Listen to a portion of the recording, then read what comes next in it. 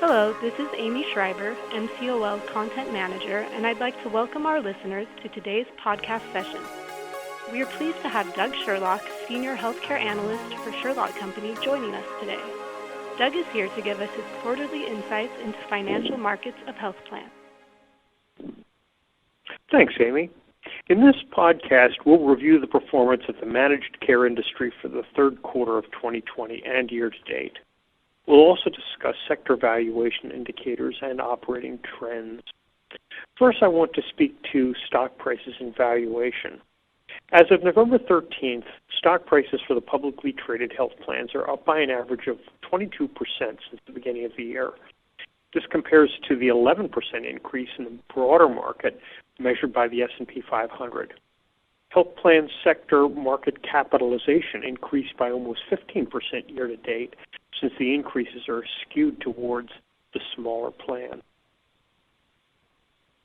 Stock prices for all 7 plans gained ground so far this year, led by Molina at 62%, followed by Triple S at 23% and United at 21%. Humana gained 18%, Anthem by 10%, and Cigna and Centene moved higher by 10% and 7% respectively. Unlike the divergence in the first 2 quarters of 2020, while those focused on the commercial market were weak, the plans focused on Medicare and Medicaid appreciated.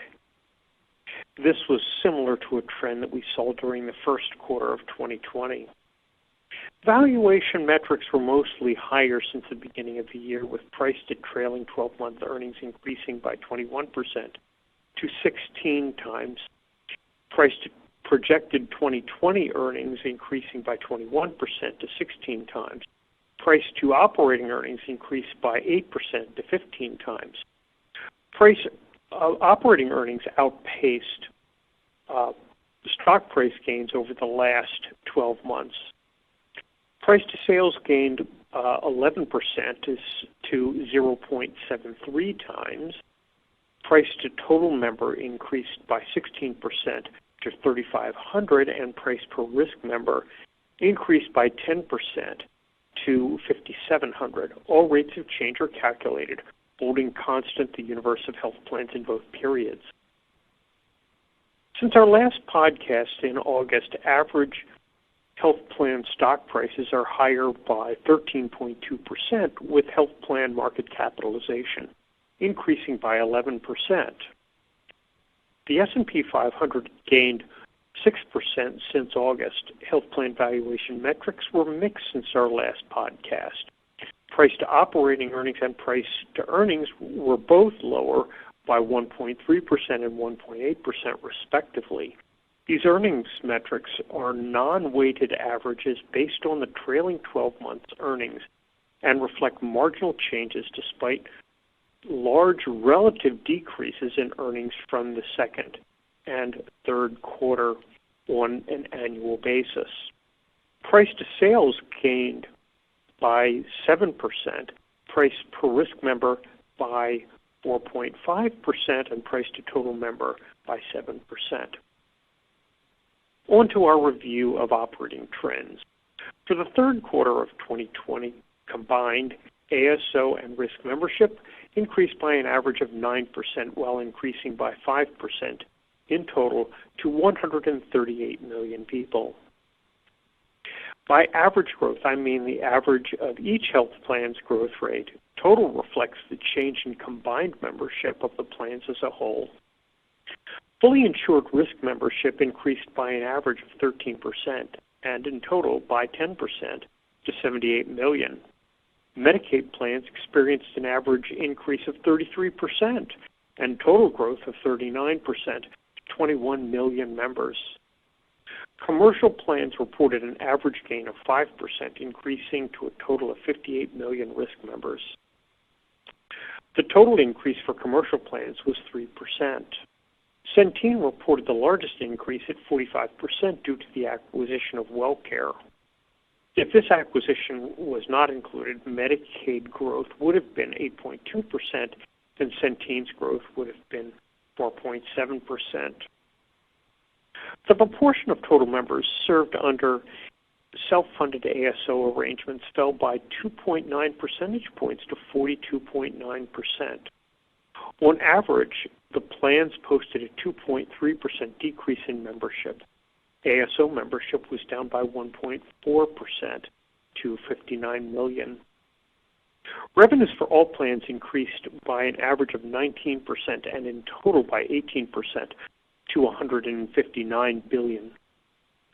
Medicaid plans reported $34 billion in revenues, an average increase of 36% and a total increase of 47%.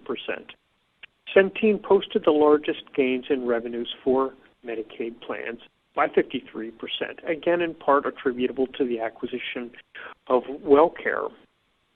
Commercial plans increased by an average of 13% and in total by 11% to $125 billion. Humana posted the largest increase in revenues by 20% to $19 billion. Premium rates for all plans grew by an average of 6%.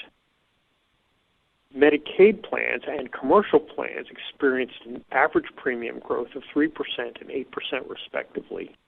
Note that the premium rate growth does not adjust for changes in product mix, geographic factors, or benefit design changes within the products offered by these plans. Operating earnings declined after a tremendous second quarter. For the third quarter, they were $7 billion, a total decrease of 1% or $67 billion. Medicaid plans reported operating earnings of $1.1 billion, an average increase of 209% and a total increase of 191%. Commercial plans lost ground to $6.3 billion in operating earnings, a total decrease of 12%, by $812 million. Centene had the largest percentage gain for all plans of 389% in operating earnings to $861 million. For commercial plans, the largest percentage increase was earned by Humana with an increase of 36% to $1.1 billion. Operating margins in total compressed in the third quarter by an average of 0.4% to 4.28%. Commercial plans operating margin decreased by 1% to 4.3%. However, Medicaid plans posted a 1.2 percentage point increase to 4.2%. The health benefit ratio for all plans declined to 82.6%, a decline of 1.2%. The average health benefit ratio for Medicaid plans decreased by 2.5 percentage points to 81.6%. Commercial plans had a 0.6 percentage point decrease in their health benefit ratio to 83%.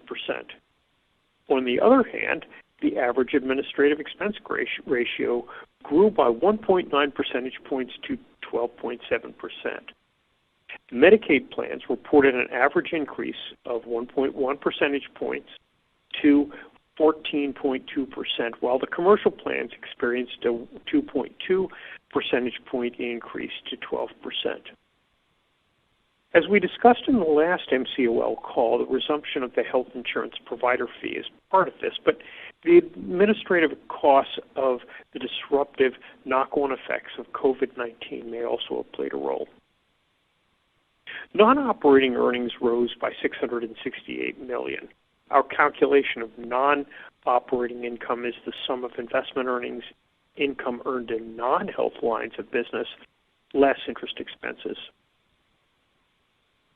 Medicaid plans, however, reported non-operating losses of $102 million compared to a gain in the prior year's quarter. Commercial plans experienced a total increase of $787 million to $2 billion. Net earnings for the third quarter was higher for the plans, increasing by an average of 82% and in total by 3% to $6.9 billion. Medicaid plans had net earnings of $750 million, a total increase of 177%, and an average increase of 247%. Commercial plans generated $6.2 billion in net earnings, a total decrease of 4.3%, and an average increase of 15.5%. Centene had the largest percentage change in net earnings, 489%, from $96 million to $565 million. This was primarily due to a $685 million increase in operating income. As we discussed in our second quarter podcast, these unusual times warrant a discussion of working capital. Third quarter accounts receivable increased from 38 days to 41 days as customers paid later. We assume that this is due to extended grace periods, sometimes at the demand of state governments. Importantly, since accounts receivable are after the effect of write-offs or a bad debt, they assume that in this uncertain environment, the plan will ultimately be paid. Accounts receivable are estimates, and these are truly without much relevant experience to build upon. Interestingly, average age of claims payable also increased from 79 days to 82 days. This is even more tricky to understand for external users of financial statements like us. It may be that plans are being more conservative in their accrual assumptions since they cannot know what they do not know. If so, this could lead to improved earnings once this conservative assumption is unwound. Or it may be that they are simply receiving claims later or simply slowing down payments to providers. I want to close by touching on a key environmental factor. Health plan financial planning in 2020 was complicated by the uncertainty in the economic environment. While COVID-19 was serious itself, government shelter-in-place orders at all levels beginning in March affected unemployment. By April, the unemployment rate had risen to 14.7% from 3.5% in February for a cumulative level of unemployment of 21 million people. Unemployment is closely linked to employer-based coverage, the core business of most health plans. Based on our analyses of scale, the operating leverage in administrative expenses is commonplace among health plan activities and is powerful over the short term, and administrative costs of health plans surged relative to premiums, particularly in the second and third quarters. This year, it was exacerbated by the resumption of the annual fee on health insurers. Longer term, operating leverage can be a problem if plans do not adapt. A number of factors, however, bought time for the health plans to make operating changes. The effect on earnings was mitigated by the state-mandated grace periods, and government also provided financial assistance in the availability of Medicaid.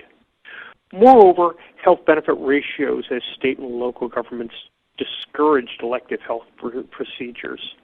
Among public companies, the surge in per-member administrative costs would have diminished earnings except for this factor. The decline in the health benefit ratio was greater than the increase in administrative expense ratio, leading to a doubling of operating earnings.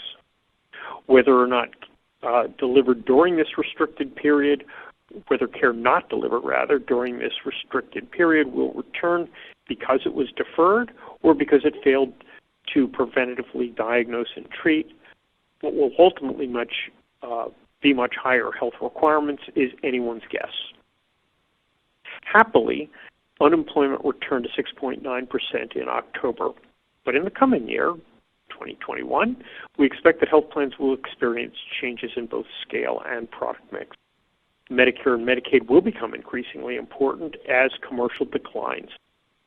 The insured segment of commercial, with its concentration of small groups, will have a high share of those declines.